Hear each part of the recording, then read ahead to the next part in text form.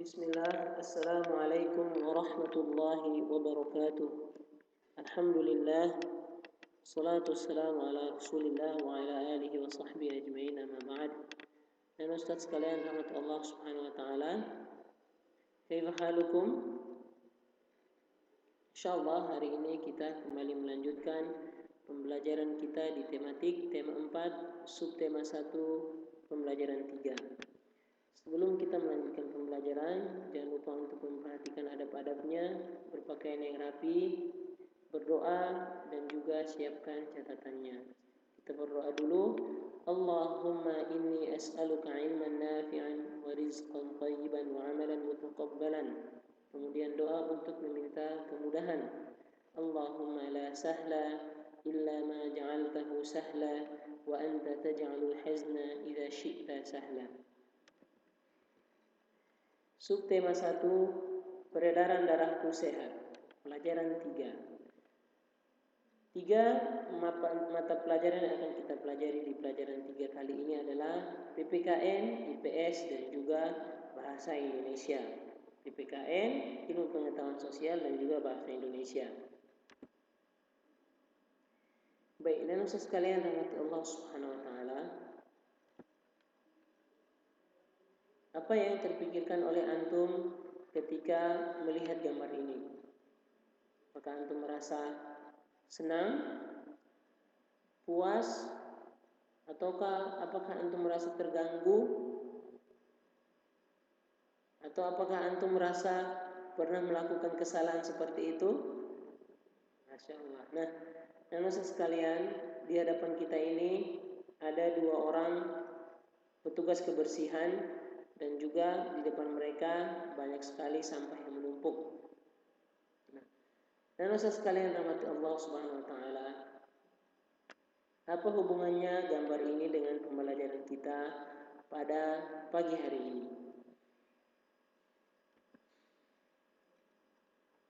Ustaz?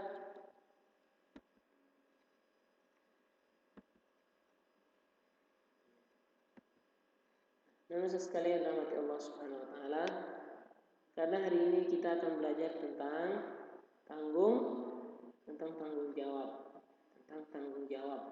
Apa itu tanggung jawab?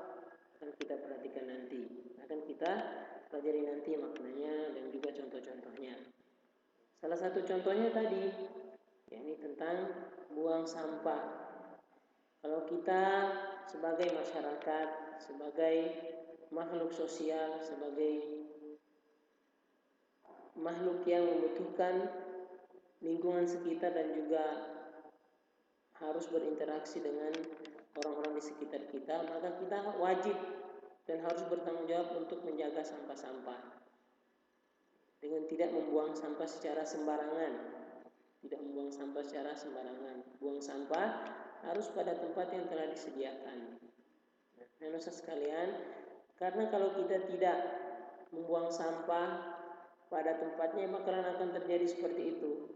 Sungai-sungai atau laut-laut kita akan dipenuhi dengan sampah. Jalan-jalanan kita, parit-parit kita akan dipenuhi dengan sampah, sehingga mudah terjadi bencana alam seperti banjir dan sebagainya. Jadi kita sebagai anak soleh, khususnya sebagai seorang muslim, kita harus menjaga kebersihan, karena kebersihan itu merupakan sebagian daripada iman. Karena kita menjaga kebersihan berarti kita telah melaksanakan sebagian daripada keimanan kita. Berarti lawannya, kalau orang tidak menjaga kebersihan, berarti dia tidak beriman, atau dia tidak melaksanakan sebagian daripada keimanan tersebut. Berarti imannya tidak sempurna. Kan kita dituntut untuk harus menyempurnakan iman kita. Jadi kalau sering buang sampah sembarangan, bisa jadi orang ini dikhawatirkan keimanannya kepada Allah Subhanahu wa taala, dikhawatirkan atau dipertanyakan, benarkah orang ini beriman, betul-betul beriman kepada Allah Subhanahu wa taala? Biasanya tidak menjaga lingkungannya dengan cara dia suka membuang sampah sembarangan. Jadi, teman-teman sekalian, sebagai anak soleh, sebagai seorang muslim, maka kita harus melaksanakan tanggung jawab kita sebagai masyarakat, yakni membuang sampah pada tempatnya sehingga lingkungan kita tetap bersih dan juga sehat.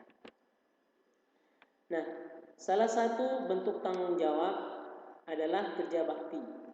Sekalian, kerja bakti yang pernah kita pelajari juga sebelumnya atau gotong royong.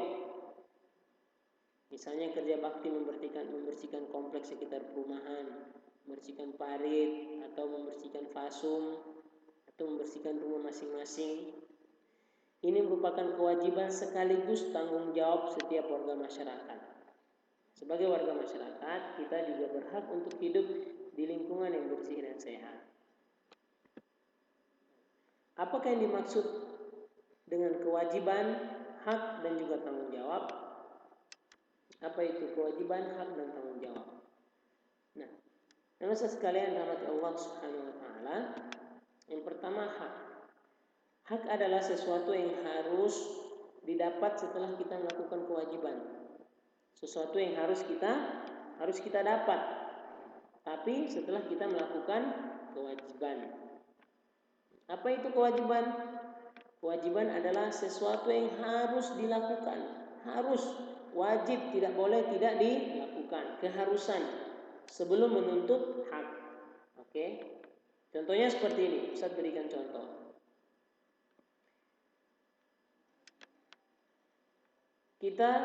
Ustaz berikan contoh, Ustaz sebagai seorang guru misalnya. Ustaz sebagai seorang guru, Ustaz sebagai seorang karyawan di sebuah perusahaan tempat Ustaz bekerja. Nah, sebelum Ustaz mendapatkan hak Ustaz, yakni berupa gaji ataupun upah bekerja, Ustaz harus melaksanakan kewajiban dulu. Ustaz harus wajib untuk bekerja dulu sebelum Ustaz mendapatkan gaji. Gaji itu merupakan hak Ustaz. Tapi bagaimana Ustaz mendapatkan hak sesuatu yang harus Ustaz dapat tersebut? Nah, dengan itu Ustaz harus melaksanakan kewajiban. Atau kita sebagai muslim, kewajiban kita adalah sholat. Untuk apa kita melaksanakan kewajiban sholat? Untuk menuntut hak kita masuk ke dalam syurga. Kita ingin masuk ke dalam syurga. Kita ingin meminta kepada Allah Subhanahu wa taala supaya masuk syurga. Tapi kewajiban harus kita laksanakan dulu, yakni dengan sholat. Itu maksudnya. Jadi hak itu sesuatu yang harus kita dapat, tapi dengan syarat kalau kita melakukan kewajiban. Kita ingin nilai kita bagus, saya ingin nilai 100, tapi kewajiban untuk belajar tidak pernah dilaksanakan, maka tidak akan mendapatkan hak. Untuk mendapatkan nilai yang baik. Maka harus seiring sejalan, melaksanakan kewajiban dan juga mendapatkan, otomatis hak akan kita dapatkan. Tidak perlu kita minta pun pasti akan kita dapatkan kalau kita sudah melaksanakan kewajiban kita. Kemudian tanggung jawab. Tanggung jawab adalah keadaan wajib menanggung segala sesuatu. Bersiap untuk menanggung segala sesuatu. Kalau terjadi apa-apa, dia siap untuk dituntut, dipersalahkan atau diperkarakan dan sebagainya. Jadi tanggung jawab, keadaan wajib menanggung segala sesuatu. Kalau udah buang sampah, harus siap terkena banjir, harus siap bertanggung jawab. Udah buang sampah, harus siap untuk membersihkan. Udah mengotori lingkungan, siap untuk membersihkan. Harus siap. Kalau sudah tidak mengerjakan soal, harus siap untuk menerima nilai yang diberikan. Harus siap menerima nilai yang kecil. Jarang belajar, harus siap untuk menerima kebodohan. Itu konsekuensinya. Itu keadaan yang harus kita tanggung. Jadi tanggung jawab itu siap untuk menanggung segala sesuatu. Gentleman, tanggung jawab. Ya. Jadi tanggung jawab itu kita bersiap untuk melaksanakan segala sesuatu yang telah kita lakukan. Jadi kita tanggung jawab, misalnya di lingkungan kita. Kita semua bertanggung jawab untuk menjaga kebersihan. Karena kita tinggal di lingkungan itu. Kalau bukan kita yang membersihkan, siapa lagi? Kita tinggal di situ, sehari-hari kita lewat di situ. Tentunya pasti Kalau lingkungan itu rumputnya, misalnya rumputnya banyak atau lingkungannya tidak tertata rapi, maka tanggung jawab kita. Maka kita harus bertanggung jawab atas lingkungan tersebut. Kita siap untuk membersihkan lingkungan tersebut. Itu merupakan bentuk daripada, contoh daripada tanggung jawab. Dalam tanggung jawab ini ada hak dan juga kewajiban. Ya. Dalam tanggung jawab itu ada hak dan juga kewajiban. Nah, jadi yang Ustaz ingat, lakukan kewajiban baru mendapat hak. Jadi ingat, lakukan kewajiban barulah kita mendapat hak. Ketika kita melakukan sesuatu hal, maka kita harus siap juga untuk bertanggung jawab atas segala sesuatu yang terjadi nantinya. Ketika melakukan sesuatu harus siap untuk bertanggung jawab. Nah, dan Ustaz sekalian rahmatullah subhanahu wa ta'ala, berbicara tentang interaksi, menjaga lingkungan sekitar, ini sangat berkaitan dengan interaksi kita dengan lingkungan sekitar kita. Kerja bakti, menjaga kebersihan lingkungan, berbaik dengan tetangga, itu merupakan salah satu contoh daripada interaksi atau hubungan kita dengan lingkungan. Kerja bakti yang kita lakukan atau yang dilakukan sekelompok warga masyarakat merupakan bentuk interaksi manusia dengan lingkungannya atau hubungan manusia dengan lingkungannya. Contoh, kemarin juga kita setelah pelajari juga, interaksi itu dibagi menjadi 3. Ini ada interaksi antar individu, ya, ada interaksi antar individu, interaksi antara individu dengan kelompok, interaksi antara kelompok dengan kelompok. Contoh interaksi antar individu, di situ dicontohkan seorang ibu dengan anaknya. Individu itu satu orang. Individu itu satu orang atau satu jiwa. Berarti interaksi antar individu berarti ada interaksi antar satu orang dengan orang yang lain, satu orang yang lain. Contohnya hubungan antara ibu dengan anaknya, interaksi antar individu, satu orang dengan satu orang. Kemudian interaksi antar individu dengan kelompok, interaksi individu dengan kelompok. Contohnya di situ seorang guru, hubungan seorang guru dan murid-muridnya. Seorang guru itu individu, satu orang. Murid-muridnya adalah kelompok. Berhubungan di dalam kelas, mengajar, proses belajar mengajar. Gurunya mengajarkan siswanya diajari oleh gurunya. Siswanya mendapatkan mendapatkan ilmu dari gurunya menyampaikan ilmu kepada siswanya. Ini merupakan contoh individu dengan kelompok. Guru satu, dia berinteraksi dengan muridnya yang berkelompok. Kemudian yang ketiga, interaksi kelompok dengan kelompok. Ini ditunjukkan oleh, contohnya di sini dikasih tim sepak bola. Kalau orang bertanding sepak bola itu tidak bisa individu, tidak bisa. Harus kelompok, kesebelasan. Harus satu tim 11 orang, tim lawannya 11 orang. Ini kelompok, sudah lebih dari satu orang, sudah lebih dari satu individu. Sudah berkumpul individu-individu, maka dikatakan dengan kelompok. Contohnya pertandingan sepak bola antara Indonesia melawan Malaysia. Maka ada kelompok Indonesia melawan kelompok Malaysia. Maka ini interaksi atau hubungan antara kelompok dengan kelompok. Kemudian manusia sekalian rahmatullah subhanahu wa ta'ala, interaksi manusia dengan lingkungannya. Interaksi manusia dengan lingkungan adalah ruang yang ditempati oleh makhluk hidup dan benda tidak hidup. Lingkungan adalah suatu ruang atau tempat yang ditempati atau ditinggali oleh makhluk hidup. Ada makhluk hidup di situ dan juga ada benda tidak hidup atau makhluk tidak hidup di situ. Nah, kehidupan manusia tidak dapat dipisahkan dari lingkungannya, baik lingkungan alam maupun lingkungan sosial. Manusia itu tidak bisa hidup sendiri. Dia butuh interaksi dengan individu, dia butuh interaksi dengan kelompok. Manusia tidak bisa hidup sendiri. Tidak ada manusia di dunia ini satupun yang bisa hidup sendiri, tidak ada. Manusia membutuhkan manusia yang lain, dan dia juga butuh kepada benda-benda yang lain. Dia butuh kepada alam, dia butuh kepada pekerjaannya, dia butuh kepada keluarganya, dia butuh kepada tetangganya, dia butuh kepada kendaraan-kendaraannya. Butuh. Manusia tidak bisa hidup sendiri. Nah, secara kodratnya, saudara sekalian, setiap manusia akan berinteraksi. Interaksi antara individu dengan kelompok, kelompok dengan kelompok. Nah, interaksi antara individu kelompok, kelompok-kelompok, individu dengan individu, ini dinamakan dengan interaksi sosial. Kita telah belajar kemarin, apa maksud apa?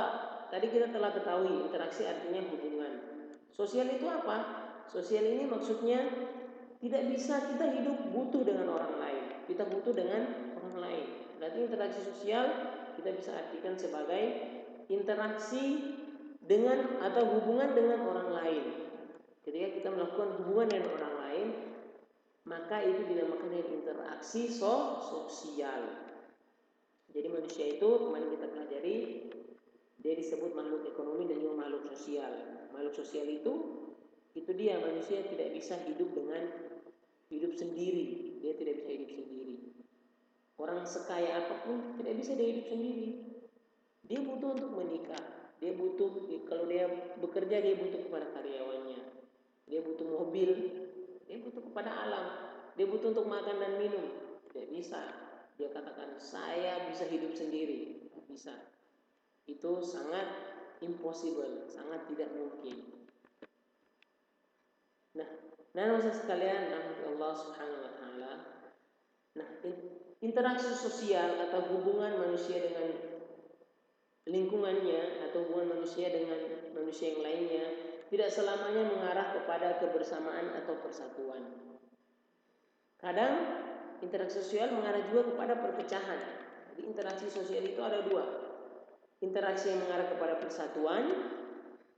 Contohnya orang berinteraksi saling berhubungan dalam masyarakat, kerja bakti, bersama-sama bekerja bakti, ketua RT, ketua RW dengan masyarakatnya, sama-sama membersihkan lingkungannya. Ini interaksi yang baik, interaksi yang mengarah kepada persatuan. Akhirnya masyarakatnya bahu-membahu, bekerja sama, kerja bakti, membersihkan lingkungannya, gotong royong. Namun ada juga interaksi yang mengarah kepada perpecahan. Ada hubungan juga, tapi hubungannya berantem. Orang berantem itu kan berhubungan juga. Ada hubungan antara satu orang dengan orang yang lain, berantem. Gak mungkin orang berantem sendiri. Dia mau mukul siapa? Ada interaksi, tapi interaksi yang mengarah kepada perpecahan, interaksi yang negatif, tidak bagus. Contoh di sini ada demo misalnya. Demo merupakan interaksi yang tidak baik sebenarnya. Apalagi demo yang sampai merusak fasilitas umum. Demo itu dalam Islam hukumnya haram. Tidak boleh kita melakukan demo karena demo itu sangat banyak hal-hal yang buruknya. Contoh kita kalau orang demo pasti akan berantem dengan polisi, merusak fasilitas umum, merusak jalan, merusak mobil motor orang di jalan ditendang. Tidak bagus apa yang dibuatkan demo itu. Apa yang dihasilkan dari kegiatan demo itu merupakan interaksi yang mengarah kepada perpecahan. Maka interaksi yang baik adalah interaksi yang mengarah kepada persatuan. Contohnya gotong royong.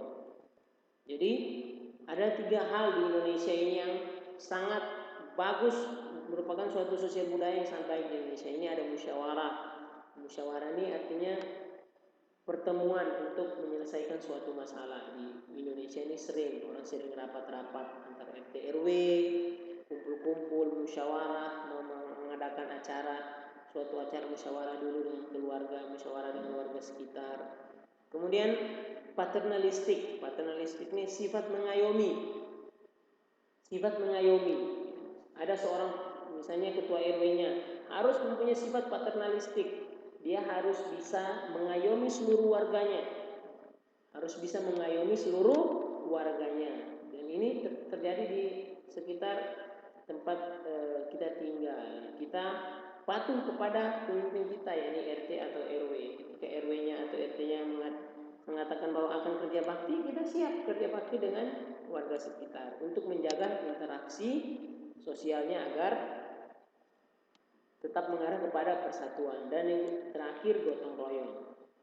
Jadi ada 3 sosial budaya yang baik di Indonesia: musyawarah, paternalistik, dan juga gotong royong. Ingat, paternalistik tadi itu mengayomi, sifat mengayomi.